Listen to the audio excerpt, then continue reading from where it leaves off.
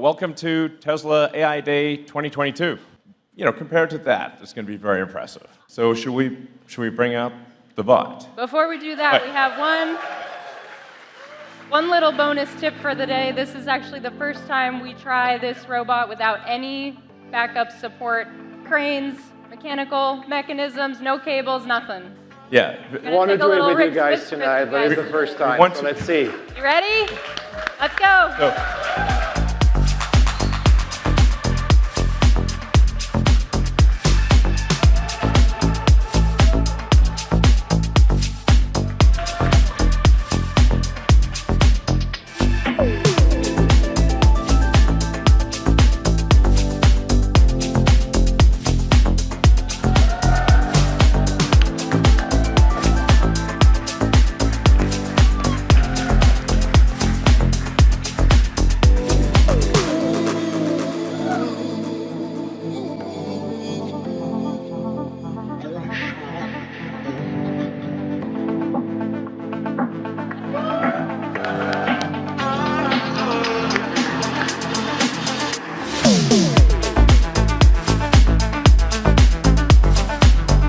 I think the bot got some moves too.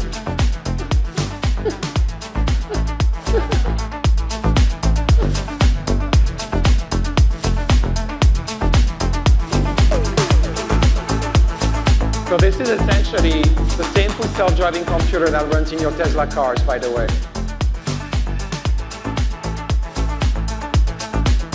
This is literally the first time the robot has operated without a tether. It was on stage tonight. So the robot can actually do a lot more than we just showed you. We just didn't want it to fall on its face. So we'll show you some videos now of the robot doing a bunch of other things. Yeah, we wanted to show a little bit more what we've done over the past few months with the bot and just walking around and dancing on stage.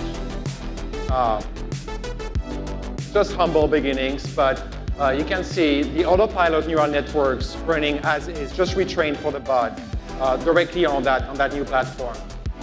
That's my watering can. Yeah, when you see a rendered view, that's the robot. That's the world the robot sees. So it's very clearly identifying objects. Like this is the object it should picking it up.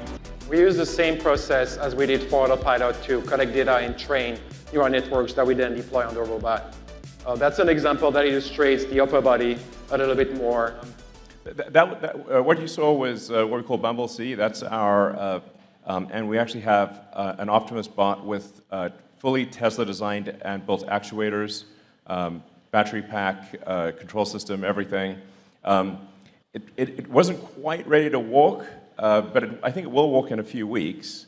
But we wanted to show you the robot, something that's actually fairly close to what will go into production, and show you all the things it can do. So let's bring it out. Do it.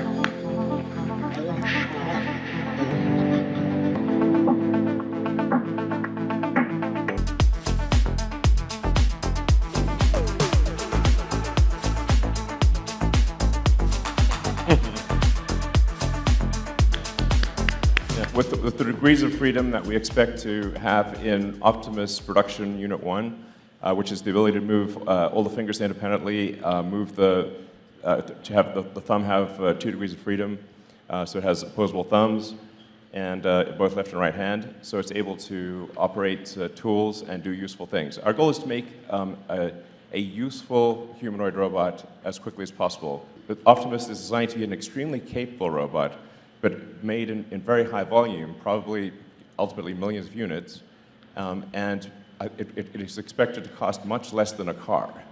I'll just bring it directly to the right here.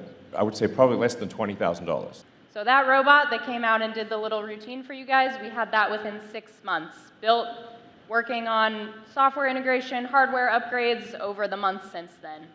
But in parallel, we've also been designing the next generation, this one over here. Obviously, there's a lot that's changed since last year, but there's a few things that are still the same, you'll notice. We still have this really detailed focus on the true human form. So on the screen here, you'll see in orange our actuators, which we'll get to in a little bit, and in blue, our electrical system.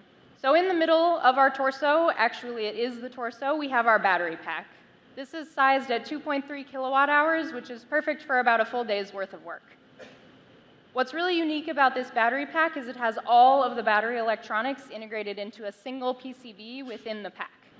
So going on to sort of our brain, it's not in the head, but it's pretty close. Also in our torso, we have our central computer. So we still are it's gonna do everything that a human brain does.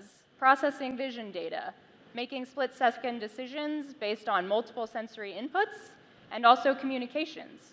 So to support communications, it's equipped with wireless connectivity as well as audio support. And then it also has hardware-level security features, which are important to protect both the robot and the people around the robot. So now that we have our sort of core, we're going to need some limbs on this guy.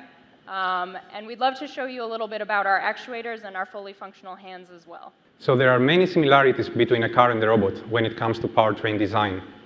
The most important thing that matters here is energy, mass, and cost. In the particular case, you see a car with 2 drive units. And the drive units are used in order to accelerate the car 0 to 60 miles per hour time or drive a city drive cycle. While the robot that has 28 actuators, it's not obvious what are the tasks at actuator level. So we have tasks that are higher level, like walking or climbing stairs or carrying a heavy object, which need to be translated into joint specs. The rotary actuator in particular has a mechanical clutch integrated on the high-speed side, angular contact ball bearing, and on the high-speed side, and on the low-speed side, a cross-roller bearing, and the gear train is a strain wave gear. There are 3 integrated sensors here and a bespoke permanent magnet machine. So our actuator is able to lift a half-ton, 9-foot concert grand piano.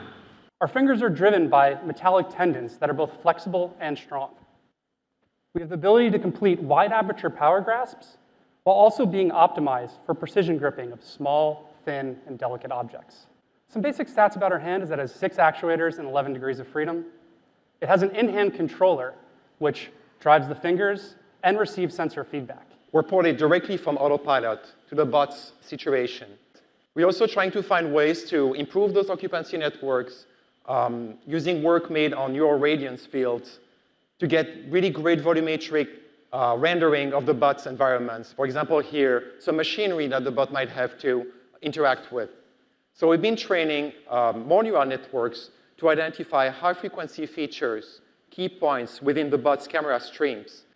And we're using those points to get a better estimate of the bot's pose and trajectory within its environment as it's walking. And this is a video of the motion control code running in the autopilot simulator showing the evolution of the robot's walk over time.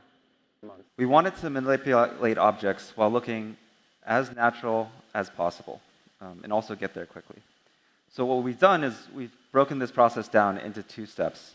First is generating a library of natural motion references, or we could call them demonstrations. And then we've adapted these motion references online to the current real-world situation. So let's say we have a human demonstration of picking up an object. We can get a motion capture of that demonstration, which is visualized right here as a bunch of keyframes representing the locations of the hands, the elbows, the torso. We can map that to the robot using inverse kinematics. And if we collect a lot of these, now we have a library that we can work with. But a single demonstration is not generalizable to the variation in the real world. For instance, this would only work for a box in a very particular location. So what we've also done is run these reference trajectories through a trajectory optimization program, which solves for where the hand should be, how the robot should balance during when it needs to adapt the motion to the real world.